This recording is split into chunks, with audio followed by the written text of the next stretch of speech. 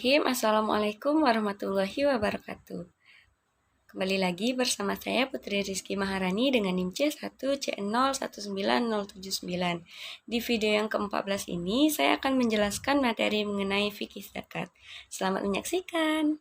Dalam materi fikih zakat ini terdapat 8 pokok pembahasan. Yang pertama ada pengertian zakat, yang kedua sumber hukum, yang ketiga jenis zakat, yang keempat objek zakat harta, yang kelima penerima zakat, yang keenam orang yang tidak boleh menerima zakat, yang ketujuh hikmah dari zakat, dan yang terakhir atau yang kedelapan adalah perlakuan akuntansi berdasarkan PSAK nomor 109. Langsung saja untuk pokok pembahasan yang pertama adalah pengertian zakat.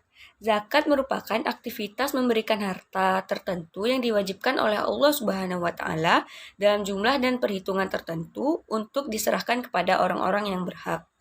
Walaupun zakat merupakan dimensi yang paling sempit dari infak dan sodakoh, namun zakat dapat mengikat setiap muslim. Oleh sebab itu, para ahli fikih biasa menyebutkan zakat sebagai infak wajib dan infak sebagai sodakoh tatawu atau sodakoh sunnah. Zakat berbeda dengan pajak yang dibayarkan oleh warga negara kepada pemerintahannya. Zakat telah ditentukan kadarnya di dalam Al-Quran dan hadis, sedangkan pajak dibentuk oleh hukum negara. Namun, zakat dan pajak sama-sama bersifat wajib dan mengikat atas harta yang telah ditentukan dan ada sanksi jika mengabaikannya. Selanjutnya, pokok pembahasan yang kedua adalah sumber hukum zakat. Sumber hukum zakat ada dua, yaitu Al-Quran dan As-Sunnah. Kata zakat disebutkan sebanyak 30 kali di dalam Al-Quran, yaitu 27 kali dalam satu ayat bersama sholat, 1 kali di dalam satu ayat tapi masih dalam satu konteks dengan sholat, 8 kata zakat terdapat dalam surah yang diturunkan di Mekah dan 22 kata zakat yang diturunkan di Madinah. Sedangkan kata sodakoh sendiri sebanyak 12 kali yang semuanya diturunkan di Madinah. Kemudian sumber hukum As-Sunnah. Abu Hurairah berkata, Rasulullah Shallallahu Alaihi Wasallam bersabda, siapa yang dikaruniai oleh Allah kekayaan akan tetapi tidak mengeluarkan zakatnya, maka pada hari kiamat nanti ia akan didatangi oleh seekor ular jantan gandul yang sangat berbisa dan sangat menakutkan dengan 2 bintik di atas kedua matanya. Hadis riwayat Bukhari. Selanjutnya syarat wajib dari zakat. Syarat yang pertama Islam, yang kedua merdeka, dan yang ketiga memiliki 1 nisab dari salah satu jenis harta yang wajib dikenakan zakat dan cukup haul. Kemudian syarat harta kekayaan wajib zakat adalah yang pertama halal. Harta tersebut harus didapatkan dengan cara yang baik dan yang halal sesuai dengan tuntunan syariah Islam. Kemudian syarat yang kedua adalah milik penuh. Yang ketiga berkembang. Syarat yang keempat cukup nisab dan haul. Kemudian yang kelima bebas dari utang. Dan syarat yang terakhir adalah lebih dari kebutuhan pokok. Selanjutnya, pokok pembahasan yang ketiga adalah jenis zakat. Zakat terdiri dari 2 jenis, yaitu zakat fitrah dan zakat mal atau zakat harta. Zakat fitrah merupakan zakat yang diwajibkan kepada setiap muslim setelah matahari terbenam di akhir bulan Ramadan. Kemudian zakat mal merupakan zakat yang boleh dibayarkan pada waktu yang tidak tertentu, yang mencakup hasil-hasil kerja yang memiliki perhitungan sendiri-sendiri. Kemudian pokok pembahasan yang keempat adalah objek zakat harta. Di sini yang pertama ada objek zakat binatang ternak. Ada 3 jenis hewan ternak yang wajib dikeluarkan zakatnya setelah memenuhi persyaratan tertentu, yaitu unta, sapi, dan domba. Kemudian objek zakat emas dan perak. Nisab zakat emas, perak, dan uang adalah 20 miskol ataupun 20 dinar. Sedangkan nisab perak adalah 200 dirham. Kemudian objek zakat pertanian. Zakat ini dikenakan atas semua hasil tanaman dan buahan yang ditanam dengan tujuan untuk mengembangkan dan menginvestasikan tanah. Kemudian ada objek zakat perdagangan. Syarat dari zakat ini yaitu harus mencapai nisab, sudah berlalu haul atau masa 1 tahun, bebas dari utang, lebih dari kebutuhan pokok, dan merupakan hak milik dari pemilik. Dan tarif zakat yang dikenakan adalah 2,5%. Selanjutnya adalah objek zakat produksi hewani. Hasil ternak yang belum dikeluarkan zakatnya wajib dikeluarkan zakat. Pemilik harus menghitung nilainya bersama dengan produknya di akhir tahun nanti. Zakat yang dikeluarkan adalah sebesar 2,5%. Selanjutnya objek zakat profesi dan penghasilan. Pola perhitungan nisabnya adalah dengan mengakumulasikan pendapatan per bulan pada akhir tahun dan dapat ditunaikan setiap menerima pendapatan tersebut.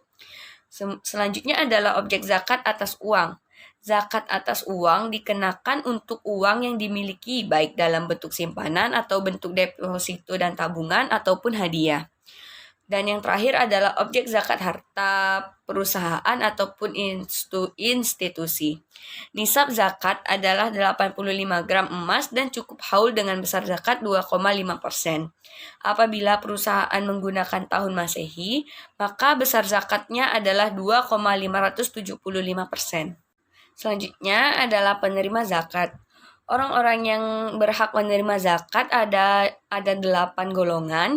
Golongan yang pertama adalah fakir, yang kedua miskin, yang ketiga adalah pihak yang mengurus zakat atau amil zakat, yang keempat golongan mu'alaf atau orang yang masuk Islam, kemudian yang kelima adalah orang yang belum merdeka atau riqab, kemudian yang keenam orang yang berutang atau gorim, yang ketujuh orang yang berjuang di jalan Allah atau fi sabilillah, dan yang terakhir adalah orang yang melakukan perjalanan atau ibnu sabil.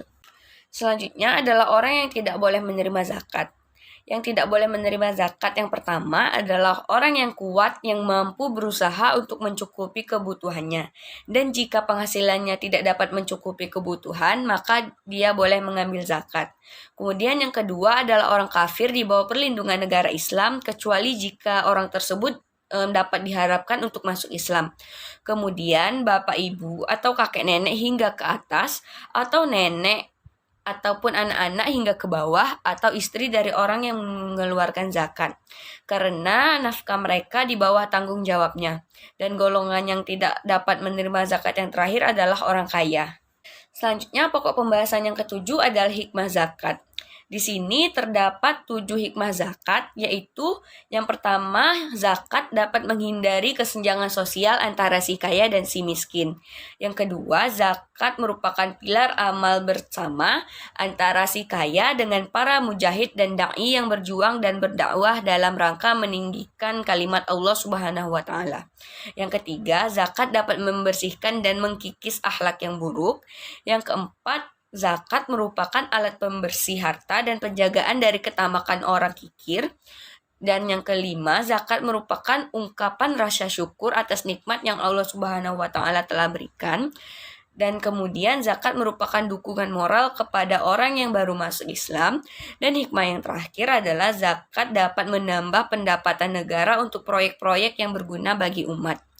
Dan yang selanjutnya, dampak dari zakat adalah zakat dapat menyucikan jiwa dan dari sifat kikir.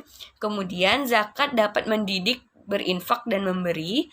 Zakat merupakan bentuk berakhlak kepada Allah. Kemudian zakat merupakan manifestasi syukur atas nikmat Allah.